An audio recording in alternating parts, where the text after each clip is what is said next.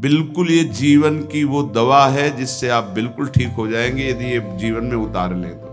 हृदय में लिख लो, दिमाग में लिख लो, किसी नोटबुक में लिख लो, जो आप रोज स्वाध्याय करें।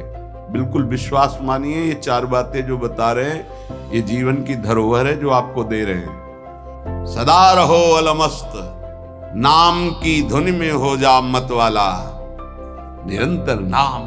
क्या फर्क पड़ता है, एक एक शब्द ये अमृत है, ये जीवन का सार हम आपको बता रहे हैं। मन से लड़ने की ये युक्तियां हैं जिससे साधु अपने मन को भगवान में लगाकर शांत करता है। जब आप इन 4 सूत्रों का प्रयोग करके मन को भाव में ले आएंगे तो यही मन जो आपको रुलाता है यही नचा देगा। ये 4 बातें बहुत जल्दी मन को प्रभु में लगा देंगे। अगर आप पकड़ पावे, ना पकड़ पावे तो भोगे। फिर आपका मन आपको जलाएगा, फिर आप रोएंगे, चिल्लाएंगे, भागेंगे। कहाँ भाग के जाओगे? जो संसार में फंसे हुए जन है वो तो भाग के यहां आ रहे हैं श्री जी की शरण में। यदि आप अपने मन को संभाल नहीं पाए तो फिर कहाँ भाग के जाओगे? इन्हीं की शरणागति से तो निर्विकार हुआ जाता है, निश्चिंत हुआ जाता है, निर्भय हुआ जाता है। इनके चरणों को छोड़कर कहां निश्चिंतता होगी, कहां निर्भयता होगी? पहला, बिल्कुल ये जीवन की वो दवा है जिससे आप बिल्कुल ठीक हो जाएंगे यदि ये जीवन में उतार लें तो। हृदय में लिख लो, दिमाग में लिख लो, किसी नोटबुक में लिख लो, जो आप रोज स्वाध्याय करें। पहला, जहां जहां मन जाए, जिस वस्तु व्यक्ति स्थान में तत्काल अपने प्रिया प्रीतम की भावना कीजिए। ये राधा वल्लभ लाल जी है।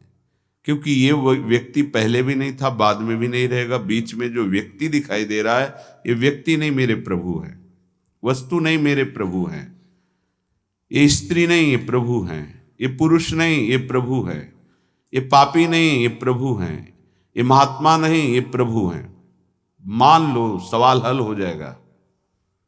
दूसरा, जहां जहां मन जाए वहां वहां मिथ्यात्व भाव करके हे सब माया का विलास। राधा वल्लभ श्री हरिवंश, राधा वल्लभ।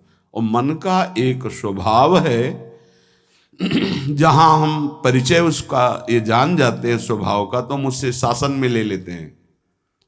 लोग परिचय नहीं जानते हैं।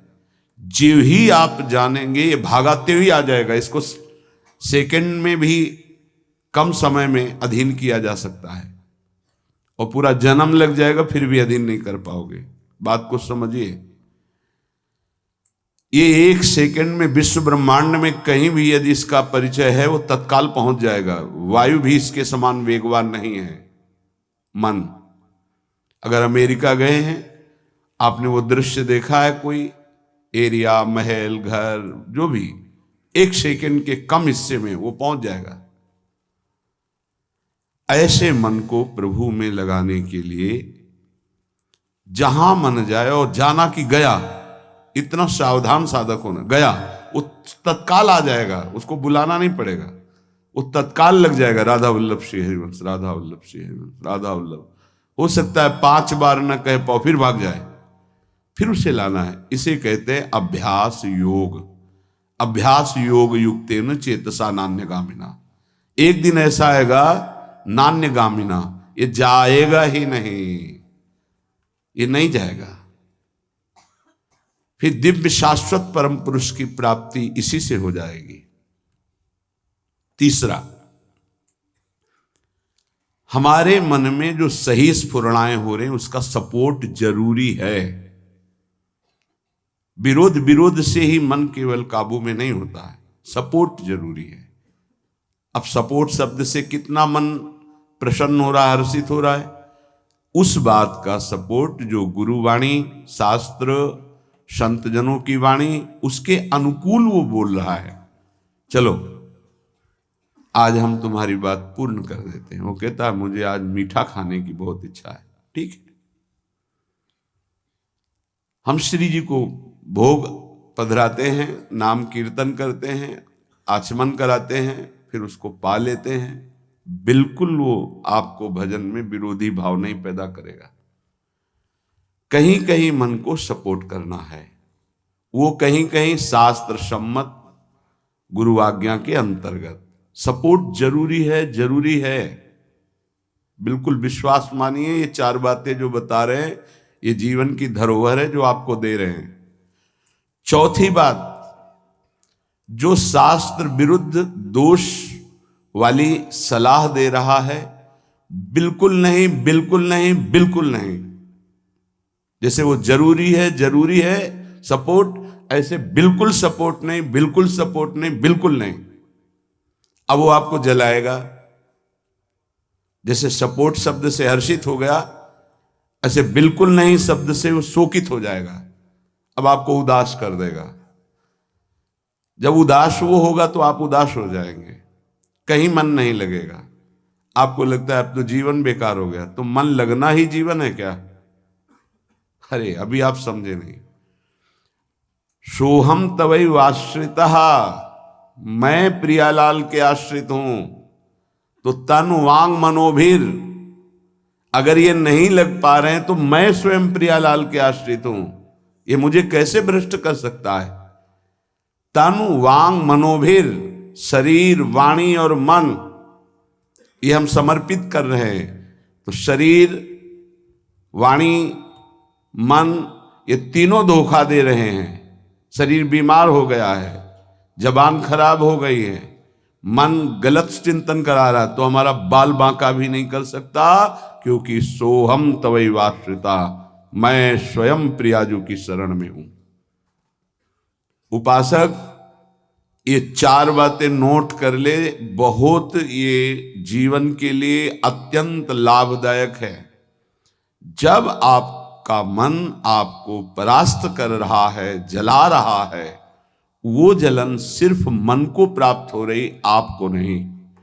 आप बिल्कुल दूर हैं, आप दृष्टा हैं, आप साक्षी हैं उसके, आप स्वामी हैं उसके।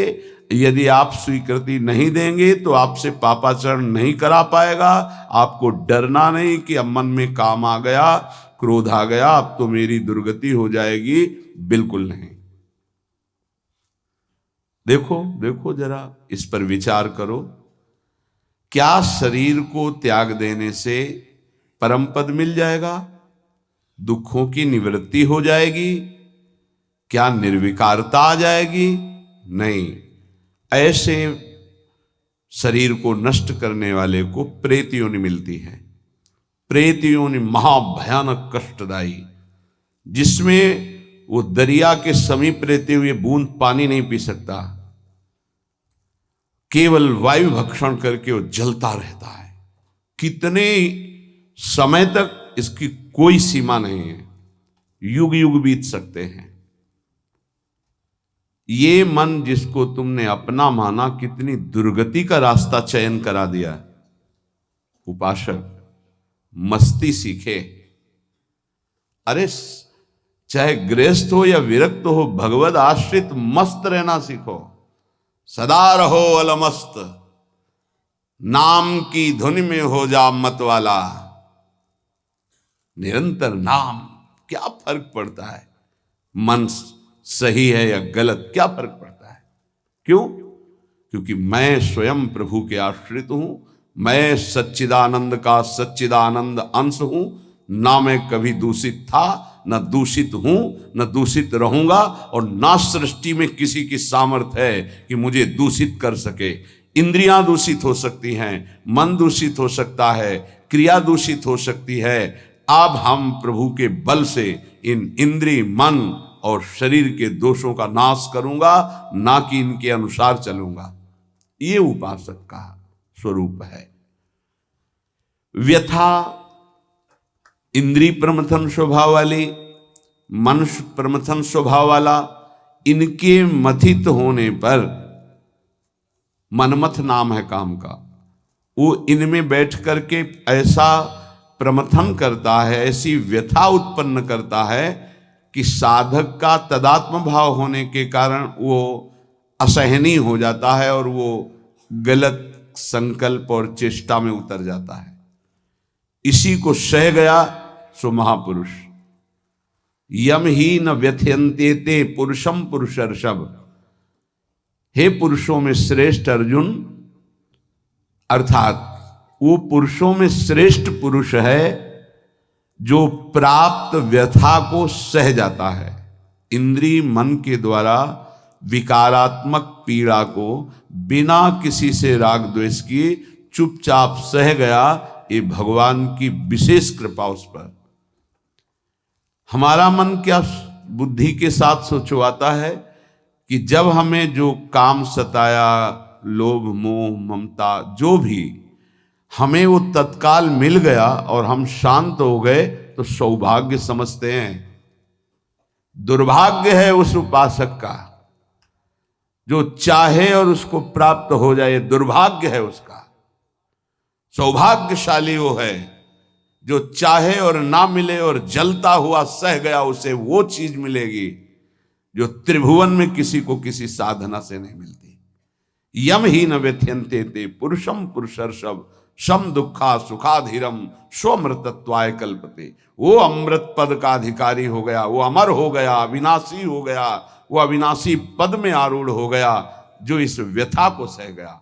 व्यथा को सहने वाला वही होता है जो व्यथा का दृष्टा बनता है, भोगता नहीं। तुम दृष्टा हो, बात समझिए। आपने देखा आपका मन गलत चाह कर रहा है, ये आपने देखा, आप में नहीं है, मन में है।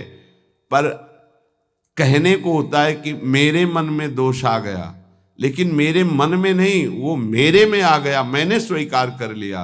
यही दुर्दशा है माया के द्वारा की गई। इसी का नाम जड़ चेतन ग्रंथि है।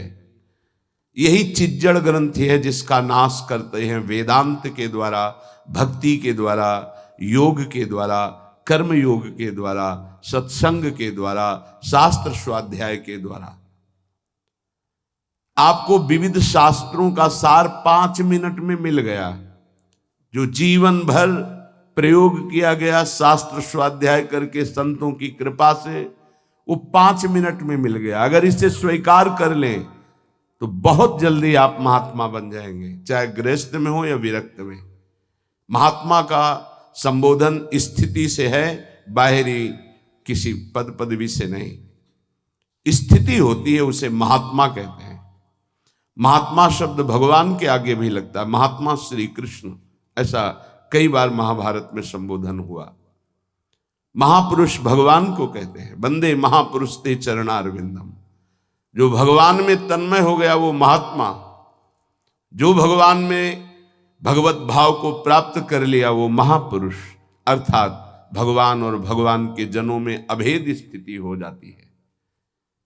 अगर ये आज जो चर्चा हो रही इसको आप अपने जीवन में नहीं धारण कर पा रहे तो दुर्भाग्य है, जलोगे, रोगे, परेशान कर देगा तुम्हें मन।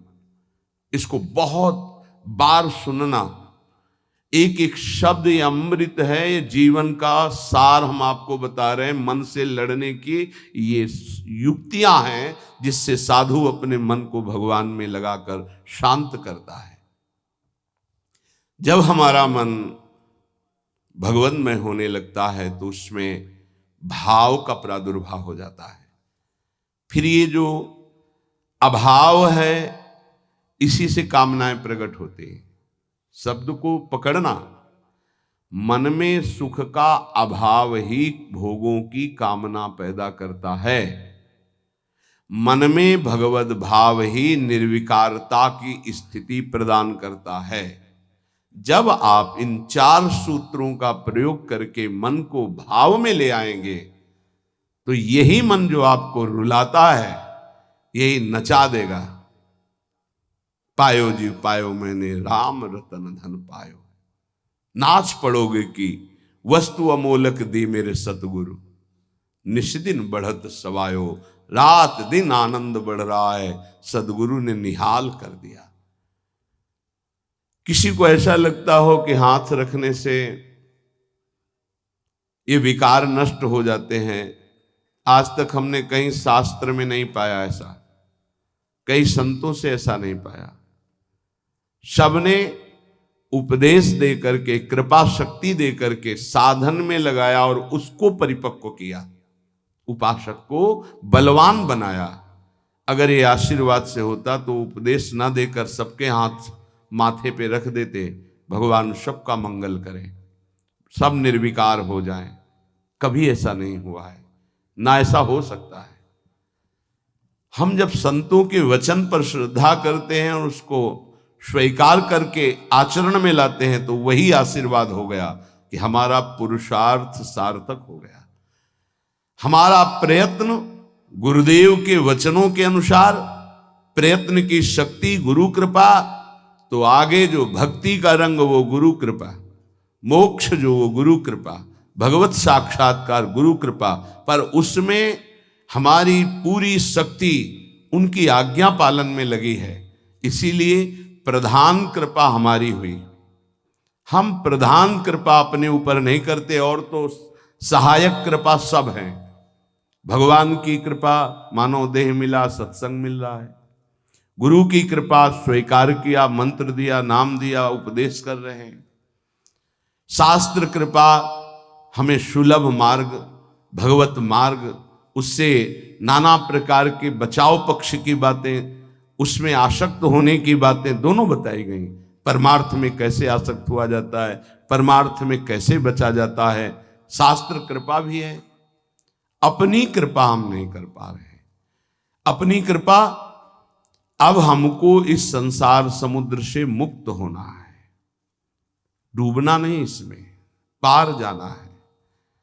अब मुझे वही करना है जो मेरे गुरुदेव कहते हैं, शास्त्र कहता है। अब इसके विपरीत नहीं, ये अपने ऊपर कृपा हो गई।